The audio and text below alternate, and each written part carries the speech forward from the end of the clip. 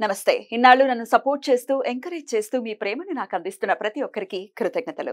అలాగే ఈ వీడియో కూడా ఖచ్చితంగా మీకు ఉపయోగపడుతుంది. లైక్, షేర్ అండ్ సబ్స్క్రైబ్ చేసి మీ సపోర్ట్‌ని నాకు అందించండి. అలాగే ఈ వీడియో పట్ల మీకున్న అభిప్రాయాన్ని కామెంట్ సెక్షన్‌లో కామెంట్ చేసి తెలియజేయండి. ఇప్పుడు వీడియోని చూద్దాం. నమస్తే, వెల్కమ్ టు అవర్ ఛానల్. నేను పద్మిని. ప్రస్తుతంతో పాటు ప్రముఖ ఆధ్యాత్మికవేత్త, వాస్తు జ్యోతిష పండితులు, ప్రముఖ న్యూమరాలజిస్ట్ తనుష్క గారు మనతో పాటు ఉన్నారు. మాట్లాడదాం. నమస్కారం అండి. నమస్కారం. తనుష్క గారు, 3 రాశుల వాళ్ళకి ఏలినాటి శని అనేది నడుస్తుంది. మకర రాశి వారికి లాస్ట్ ఫేజ్ లో ఉంది, కుంభరాశి వారికి మధ్య ఫేజ్ లో ఉంది, మీన రాశి వారికి పోయిన సంవత్సరమే, అంతకుముందు సంవత్సరం మొదలైంది. అవును కదా. అయితే ఈ ఏలినాటి శని డెఫినెట్ గా అందరు ఏమనుకుంటారంటే, ఇంకా శని వచ్చింది అంటే, ఏలినాటి శని కానీ అష్టమ శని, అర్ధాష్టమ శని వచ్చింది అంటే ఖచ్చితంగా కష్టమే వస్తుంది అని అనుకుంటారు. కొంతమంది చాలా హ్యాపీగా ఉంటారు. ఏమంటే ఏలినాటి శని అన్నారు కానీ మాకేం బాలేదు, బానే ఉందండి మాకు అని అంటూ ఉంటారు. పాపం బ్యాడ్ క్రెడిట్ అంతా శని భగవానుడి మీదే వేస్తారు, గుడ్ క్రెడిట్ అంతా శుక్ర భగవానుడికి వెళ్ళిపోతారు. వీడు ఏమిటండి శుక్ర మహారదస్ అనుకుంటా ఫుల్ ఎంజాయ్ చేస్తాడు అని అంటారు కదా. కానీ శని దశలో ఉన్న వాళ్ళు కూడా చాలా పైకి ఎదిగిన వాళ్ళు ఎంతో మంది ఉన్నారు. అవును, మనం చూస్తూ ఉంటే పెద్ద పెద్ద సెలబ్రిటీస్ ఉన్నారు. నరేంద్ర మోదీ అద్భుతంగా దేశాన్నే పరిపాలిస్తూ ఉన్నారు. 8 నెంబర్ కూడా సాటర్న్ చాలా నిజంగా పవర్ఫుల్. ఎక్కువ ఏం తెలుసా, శని వచ్చి పవర్ఫుల్ అయిన గ్రహం. ఆ నంబర్ పవర్ లో పుట్టిన వాళ్ళే ఎక్కువ మందిలో అసలు ఏంటంటే ప్రెసిడెంట్ అసలు యుఎస్ ది నెక్స్ట్ లెవెల్ చెప్పాలంటే అసలు వాళ్ళకి కూడా యోగం ఉంది. ఆ యోగం గురించి కూడా మాట్లాడాలి, తప్పకుండా మీరు చెప్పాలి. ఇంకా సెలబ్రిటీస్ గురించి చెప్తే అల్లు అర్జున్ ఇక్కడ 8వ తారీఖు పుట్టారు. సో 8 అంటే భయపడుతూ ఉంటారు, కాదు, it is not like that. మీరు ఒకసారి చెప్పండి, ఏలినాటి శనిలో ఉన్న వాళ్ళు కానీ అసలు శని ద్వారా ఇబ్బందులు మేము పడిపోతామేమోనని ఇల్యూజన్ లో ఉన్న వాళ్ళు, లేకపోతే 8 నెంబర్ లో పుట్టిన వాళ్ళు అసలు ఎట్లా ఉండబోతుంది, వాళ్ళకి ఎట్లాంటి చిన్న చిన్న రెమెడీస్ తో ఏమైనా శని యొక్క అనుగ్రహాన్ని పొందొచ్చా? ఓకే మా, తప్పకుండా. ఇప్పుడు వచ్చి చాలా మందికి చూడండి, ఏళ్ళ శని అంటేనే రాబోయే ముందుగానే భయపడుతూ ఉంటారు కదా. అసలు వచ్చి మకర రాశి వాళ్ళకి ఇప్పుడు ఏంటంటే పాద శనిగా వెళ్ళిపోతుంది యాక్చువల్ గా. లాస్ట్ ఇది అంటే కుటుంబ శని అని చెప్తారు దీన్ని. జనరల్ గా ఏంటంటే రాశికి 2nd హౌస్ లో ఉంటే కుటుంబ స్థానంలో ఉన్నాడు కాబట్టి కొంచెం కుటుంబంలో ఏమిటంటే కొన్ని గొడవలు ఉంటది, తర్వాత ఆర్థిక ఇబ్బందులు ఉంటది, ఎందుకంటే ధనస్థానం కూడా అవి. అదే వచ్చి కుంభరాశి వాళ్ళకి జన్మ శని. జన్మం అనేటప్పుడు ఏమైతుందంటే వాళ్ళు ఏ పనులు చేసినా ఫెయిల్యూర్ అవడము, హెల్త్ ఇష్యూస్ ఒకటి. నెక్స్ట్ వచ్చి ఏంటంటే కొంచెం లగ్నం అంటే కుంభరాశికి కొంచెం ప్రాణగండం ఇట్లా అన్ని భయపడుతూ ఉంటారు. జన్మ రాశి కాబట్టి ట్రావెల్ చేసేటప్పుడు కూడా భయం ఉంటుంది. నెక్స్ట్ వీళ్ళకి మీన రాశి వాళ్ళకి ఇప్పుడు అసలు పాద శనిగా ఉంది, అంటే 12th హౌస్ లో ఉన్నాడు శని. బట్ ఇది వచ్చి వ్యయ స్థానం అంటారు, వ్యయ స్థానం అంటారు మీరు. సో వ్యయ స్థానం అనేటప్పుడు ఏంటంటే వేస్ట్ ఖర్చులు, ఏదైనా చేసిన బిజినెస్ లాస్ అవ్వడము, సో ఇట్లా అనవసరమైన ఖర్చులు, అనుకోకుండా ఖర్చులు వస్తాయి చెప్తారు చూడండి, అలాంటిది అది వచ్చి మీన రాశి వాళ్ళకి ఉంటుంది. బట్ ఇది అంతా కాకుండా ఏళ్ళ శని అంటేనే మనం అందరూ ఏమంటారంటే ఏళ్ళ శని అనేటప్పుడు ఒకటి, ఇంకొకటి శని మగాదశ. దానికి డిఫరెన్స్ కూడా తెలియదు కొంతమందికి. అసలు శని మగాదశ ఎంత 19 ఇయర్స్ ఉంటుంది. నేను చెప్తే 19 ఇయర్స్ ఉందండి శని దశ స్టార్ట్ అయింది. అది కాదు మేడం, ఎల్ల శనినే చెప్తారు, మీరేం 19 ఇయర్స్ చెప్తారు. నేనంటాను అసలు అది వచ్చి మా గ్రహచారం, మీరు పుట్టినప్పట్లోంచి స్టెప్ బై స్టెప్ వచ్చే దశ రీతిగా అని చెప్తాను. వాళ్ళు నమ్మరు కదా, బట్ వాళ్ళకి ఉన్న విషయం నేను చెప్పాలి. కానీ తర్వాత ఏంటంటే వాళ్ళకి జాతకం కూడా పంపించినప్పుడు మీరే చూడండి ఎన్ని సంవత్సరాలు ఉందని మీ జాతకంలోని పంపిస్తాను నేను. యాక్చువల్గా దశారీతిగా వచ్చిన శని కూడా చాలా మందికి మంచి చేస్తున్నప్పుడు ఏళ్ళ శని ఒకటి ఉన్నప్పుడు ఏమైతుందంటే ఆ ప్రభావం ఎక్కువ చూపియదు వాళ్ళ మీద.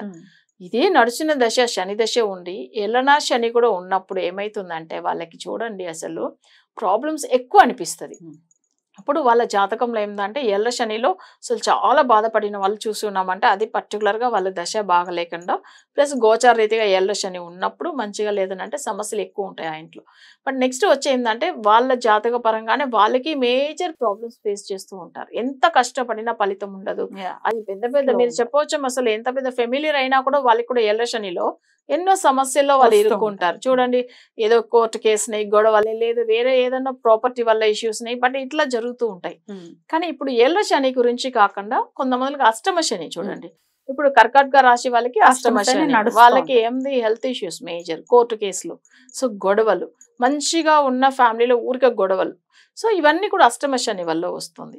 బట్ ఇవన్నీ దానికి అసలు శనికి అధిదేవతను అంటే జనరల్గా మనం వచ్చి ఆంజనేయ స్వామిని మొక్కుతాము, అవి కాకుండా భైరవ స్వామి. నెక్స్ట్ వచ్చి ఏంటంటే ఎక్కువ పవర్ఫుల్ అయిన దేవుళ్ళు అయితే మనం మొక్కోవచ్చాం ఎప్పుడైనా. కానీ శనికి ఇంకా మరీ కంట్రోల్ చేసే ఏంటంటే శివుడి కూడా మొక్కోవచ్చాం, తప్పలేదు. కానీ ఎప్పుడెప్పుడు శని ప్రభావం ఎక్కువ చూపిస్తుంది అంటే టోటల్ నంబర్ 8 వచ్చిన రోజు, తర్వాత ఏంటంటే అసలు వాళ్ళకి వచ్చే శని త్రయోదశి రోజు, అంటే జనరల్ గా శనివారం త్రయోదశి వస్తే ఇంకా సమస్య ఎక్కువ ఉంటది. అవి కాకుండా ఏంటంటే త్రయోదశి తిథి అస్సలే సెట్ అవ్వదు వాళ్ళకి. సో ఇదంతా చూసుకుంటే మనకు అనిపించిన అబ్బా ఈ రోజు ఎంత ప్రాబ్లం ఉందంటే ఏళ్ళ శని జరుగుతున్న వాళ్ళకి పర్టికులర్ గా ఈ డేట్లన్నీ కౌంట్ చేసుకోవాలి. తర్వాత ఏంటంటే ఆ త్రయోదశి తిథి చూసి జాగ్రత్తగా ఉండాలి అయితే ఈ టైమింగ్ లో అంతా. బట్ ఎక్కువ ఏంటంటే అనుకోకుండా అప్పుడే ఏదో ట్రావెల్ చేయడం, వేరే ఇష్యూస్ ఇదంతా బయట వెళ్తారు కదా పాపం వాళ్ళు కూడా, ఇవన్నీ చూసుకుంటే మంచిది. 8th అంటే 8th డే రోజు, అలాగే 17th, అలాగే 26th. బట్ అది డేట్. నేను చెప్పేది ఏంటంటే డేట్, మంత్, ఇయర్ అన్ని యాడ్ చేస్తే వచ్చే టోటల్ నంబర్ 8. ఇయర్ మొత్తం 8 కదా మేడం. ఇయర్ మొత్తం జాగ్రత్తగానే ఉండాలి. ఇది వచ్చి ఉండాలి కంపల్సరీ. నేను స్టార్టింగ్ లోనే మన ప్రోగ్రామ్ లో చెప్పాము. ఇది వచ్చి శనికి సంబంధించిన ఇయర్ వచ్చింది. చాలా మందికి శని గ్రహం బాగాలేని వాళ్ళకి సమస్యలు ఎక్కువ ఉంటది ఈ సంవత్సరం అని. బట్ అది వచ్చి ఏంటంటే జాతకంలోనే శని నెగిటివ్ ఉన్న వాళ్ళకి మాంది శని గ్రహం అనుకోండి, ఇయర్ అంతా సమస్యలే ఉంటది. బట్ అయితే ఇక్కడ వచ్చి ఎట్లా సమస్యలు ఉన్నాయి, రెమెడీస్ ఏం చేసుకోవాలి అదే చెప్తున్నా కదా. శనికి అధిదేవత ఎవరు? ఆంజనేయ స్వామి, అయ్యప్ప స్వామి కూడా మొక్కొచ్చు. చాలా మంది అయ్యప్ప స్వామి మొక్కుతో కూడా శని దోషం తొలగిపోతుంది.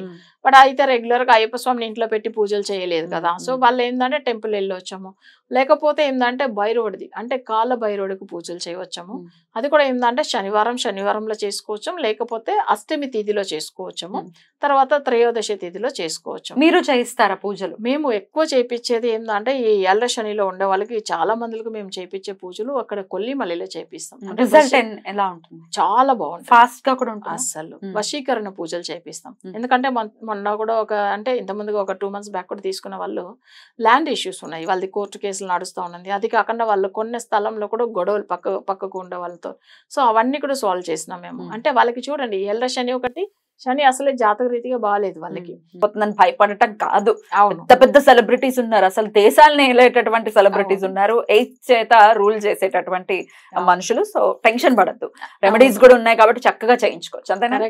యాక్చువల్ గా ఎంజీ రామచంద్రన్, ఎంజీఆర్ మీకు తెలుసు కదా, ఆయన కూడా శని, ఆయనకు కూడా అది సేమ్, ఆయన శని పౌర్ణమిని పుట్టిండు. పెద్ద పెద్ద సెలబ్రిటీ. అదే నేను చెప్తున్నా కదా, అసలు చాలా మంది ఉన్నారు. Let's be happy and let's be positive. Thank you madam. నమస్తే. నమస్తే.